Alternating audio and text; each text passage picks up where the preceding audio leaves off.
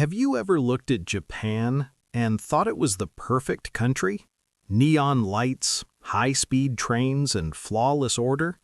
I used to think so too. But today, I want to take you behind the neon signs. I want to show you the real Japan, a country trapped in a 30-year economic deep freeze, a place where a gleaming surface hides deep social fragmentation, silent poverty, and millions of isolated souls. We are going to dive into Japan's lost decades. I will break down the economics. I will tell you the stories of the people living in it, and I will show you the everyday heroes fighting back every day. Stick with me. This is a story you need to hear. Let us go back to 1989. Japan was on top of the world. The land under the Imperial Palace in Tokyo was worth more than all of California. Stock prices tripled in just 4 years. Banks gave out loans like free candy. But it was a massive bubble. In 1990, the Bank of Japan popped it by raising interest rates. Asset prices crashed. Wealth vanished overnight. What happened next confused the smartest economists. Usually, when a central bank cuts interest rates to zero, companies borrow and grow. But in Japan, they did not. Why? An economist named Richard Koo figured it out. He called it a balance sheet recession.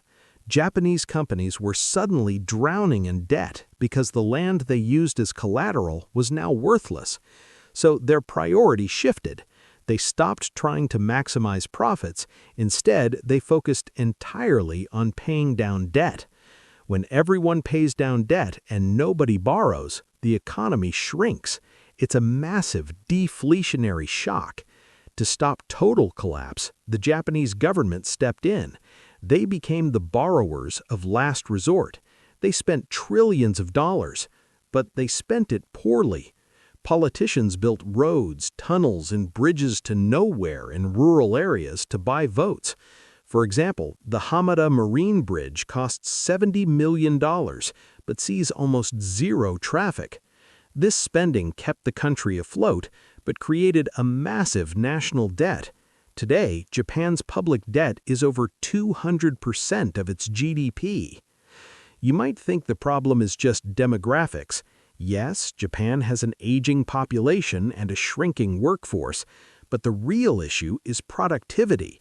Japanese companies failed to adapt to the modern world. First, let's look at the corporate culture. It's incredibly rigid. Many companies are practically zombie firms. They make no real profit. They only survive because the government and banks keep them on life support to prevent job losses. This stops new, innovative companies from growing. Inside the office, things are just as tough. Japanese workers actually spend fewer hours on the clock than Americans, on paper, but the reality involves massive amounts of unrecorded, unpaid overtime. It is a culture of performative work.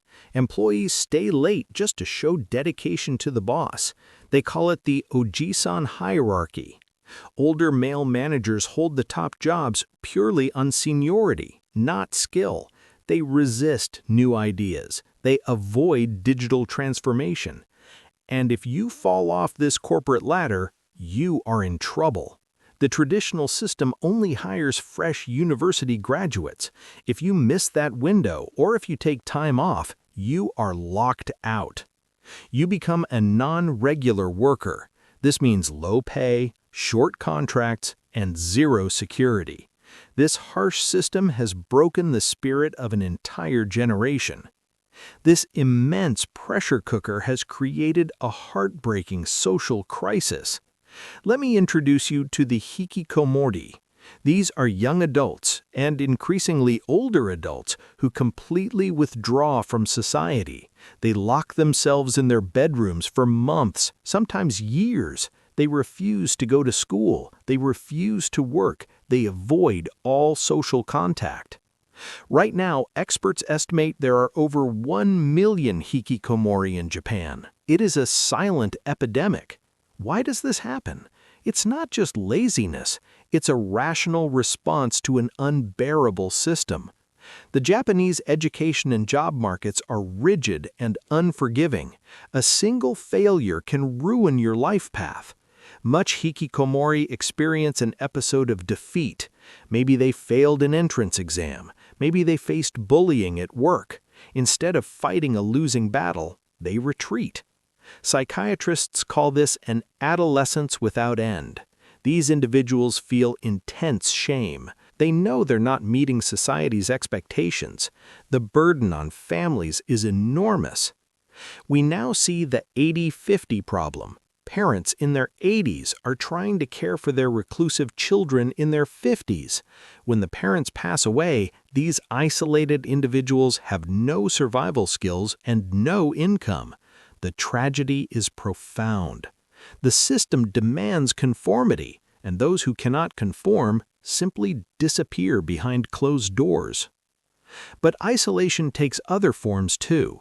Let us talk about Japan's hidden poverty. You rarely see homeless camps in Tokyo like you do in American cities. Poverty here is invisible, and it hits single mothers the hardest. Here's a shocking fact. Japan has the highest employment rate for single mothers among developed nations. Over 86% of them work, yet nearly half of these single-parent households live below the poverty line. How is this possible? Because they're trapped in those non-regular jobs I mentioned earlier. These mothers work day and night, juggling multiple part-time gigs just to survive. They earn a fraction of what regular employees make. The social stigma is brutal. Society judges them for being divorced or unmarried. The welfare system is complicated and humiliating to navigate. Many women hesitate to ask for public assistance because they feel deeply ashamed. I read a report about a young mother who worked long shifts to feed her child. She bought her daughter a mobile phone just to make sure she was safe at home alone. A local welfare officer criticized her, saying a phone was a luxury. This lack of empathy broke her. She was evicted, and the story ended in a tragic murder-suicide. This is the cost of a society that punishes vulnerability. Children go hungry. 1 in 9 children in Japan lives in poverty. They skip meals during summer vacations because they do not get school lunches. It is a devastating cycle of intergenerational hardship. However, I do not want to leave you without hope.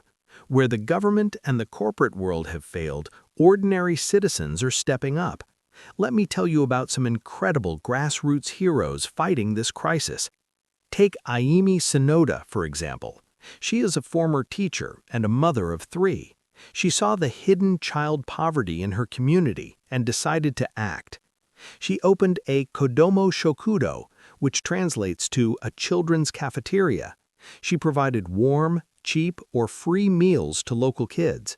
At first, people were skeptical, but Aimi was relentless. She used crowdfunding. She built trust. Today, these children's cafeterias have exploded across Japan. There are now over 10,000 of them. They are not just soup kitchens, they're safe havens. They give children a place to belong, a concept the Japanese call ibasho. Then there is Ryosuke Imai. He used to be a famous music producer. Now he uses his talents to fight hunger with dignity. He created a digital platform called Gochi Meshi. It allows people to buy digital meal tickets for families in need. A struggling mother and her child can walk into a normal restaurant, eat a good meal, and pay with a digital ticket. No one else knows they are receiving charity. It protects their pride. It removes the stigma of poverty. Ryosuke's system now feeds over 100,000 children. These are real people creating real change. So, what can we learn from Japan's lost decades? We learn that a booming economy can hide deep structural flaws. We learn that when a financial bubble bursts, the trauma can paralyze a nation for a generation. Japan's story is a massive warning for the rest of the world. Economists are now terrified of Japanification happening in Europe and China. It means low growth, low inflation, high debt, and an aging society. But Japan also shows us the incredible resilience of the human spirit. The system might be broken, but the people are not. The grassroots movements, the volunteers, and the innovators are slowly rebuilding the social fabric from the bottom up. They are proving that empathy and community action can catch those who fall through the cracks of a rigid society. I want to hear what you think. Does your country face similar issues? Are there hidden struggles in your society? Leave a comment below. Share your stories. Let us keep this conversation going. Do not forget to like this video, subscribe to the channel, and hit the bell icon so you never miss an update. Thank you for watching, and I will see you in the next deep dive.